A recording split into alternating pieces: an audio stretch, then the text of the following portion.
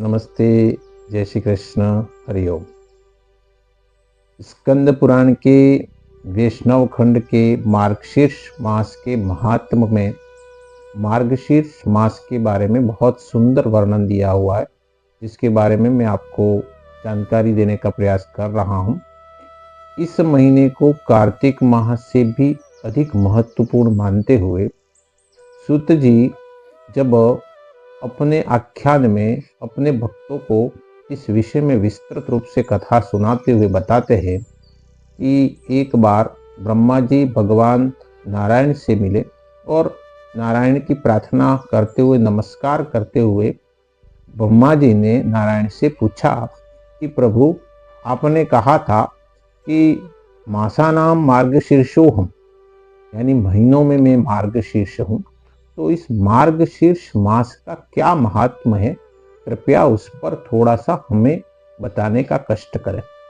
तो श्वेत द्वीप में भगवान नारायण विराजमान है। ब्रह्मा जी के इस प्रश्न को पूछने पर भगवान ने कहा कि मार्गशीर्ष मास मुझे सदैव प्रिय है और जो भी विधि पूर्वक इस माह में भक्ति करते हुए जीवन यापन करता है और व्रत का पालन करता है, उसे वरदान के रूप में मैं अपने आप को ही समर्पित कर देता हूँ, मैं उस पर प्रसन्न रहता हूँ। तब ब्रह्मा जी ने पूछा कि प्रभु, इसका क्या विधान है, कौन सी विधि से हम इसका पूजन करें कि आप प्रसन्न हो जावे। तो भगवान बताते हैं कि रात्रि के शयन के पश्चात अंतरात्रि में सूर्योदय से पूर्व उठकर आलस्य त्याग कर शुद्ध होकर कुल्ला करके दंत धावन पूर्वक स्नान करें। परंतु स्नान से पूर्व तुलसी के जड़ की मृत्तिका यानी मिट्टी लेकर उसके साथ तुलसी के कुछ गिरे हुए पत्र भी ले सकते हैं और मूल मंत्र ओम नमो नारायण अथवा गायत्री मंत्र के द्वारा उसे अभिमंत्रित करें और उस मृत्तिका को अपने अंगों पर लगावे। इस प्रकार से लगाने के पश्चात में नारायण ओम नमो नारायण ओम नमो नारायण के जप करते रहे और उसके पश्चात फिर स्नान करें। स्नान करते समय उस जल में गंगा जी का निवास मानते हुए माँ गंगे को याद करते हुए स्नान करें और प्रार्थना करें कि हे माँ गंगा, तुम भगवान विष्णु के चरणों से प्रकट हुई हो और तुम वैष्णवी हो, इसलिए हम भी भगवान विष्णु के उपासक हैं। तुम जन्म से लेकर मृत्यु पर्यंत तक के हमारे सभी पापों का क्षय कर हमारी रक्षा करें। ऐसी प्रार्थना करते हुए स्नान करना है। स्नान करने के पश्चात पुनः शुद्ध वस्त्र धारण कर आचमन करें।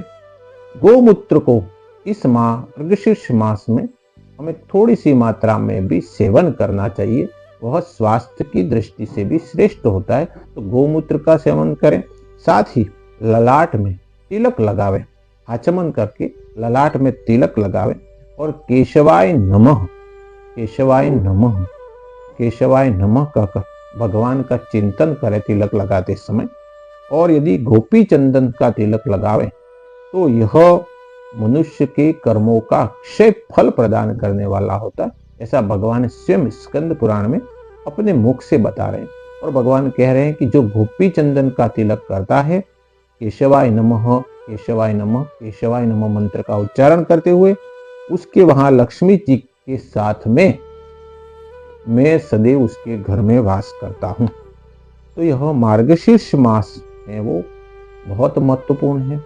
इस माह में भगवान आगे बताते हैं कि जो भक्त प्रतिदिन प्रातःकाल और सायंकाल एकाग्र चित्त होकर मेरी पूजा करें, मेरे ओम नमो नारायण मंत्र का जप करें और 10 माला 1000 मंत्र के जप यानी कि 10 माला का जप करें प्रातः और सायंकालीन, और साथ में मेरे चतुर्भुज रूप का ध्यान करता है और जो तुलसी माला को धारण करे, साथ ही जिसके घर में शंख हो उस शंख के द्वारा गोमूत्र, गंगा जल और शंख और पुष्प के साथ में मेरे को स्नान करावे और साथ में श्रद्धा पूर्वक और भक्ति भाव से जो कपूर व दीपक के द्वारा आरती करे तो उसको अश्वमेध यज्ञ का फल प्राप्त होता है,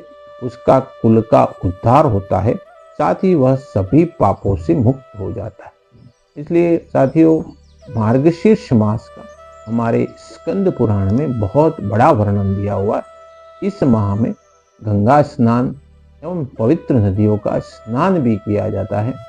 साथ ही यह मास कर्क रेखा के दक्षिण भाग में भारत के यानी कि राजस्थान के दक्षिण और गुजरात महाराष्ट्र में यह कल से प्रारंभ हो रहा है, यानी कि एकम से, और हमारे राष्ट्रीय कैलेंडर अनुसार यह प्रारंभ हो चुका है और 15 दिन बीत भी चुके। तो यह मार्गशीर्ष मास उत्तर भारत में तो 15 दिन पूर्व ही शुरू हो गया है, परंतु दक्षिण भारत में हम इस अमावस्या के पश्चात एकम शुरू हो रही है उससे प्रारंभ करेंगे।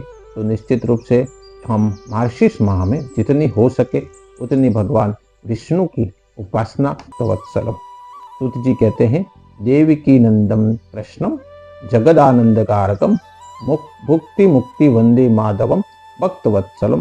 यानी कि हे भगवान नारायण, आप जगत को आनंद कराने वाले हैं। आप ही देवकी नंदन कृष्ण के रूप में प्रकट हुए थे।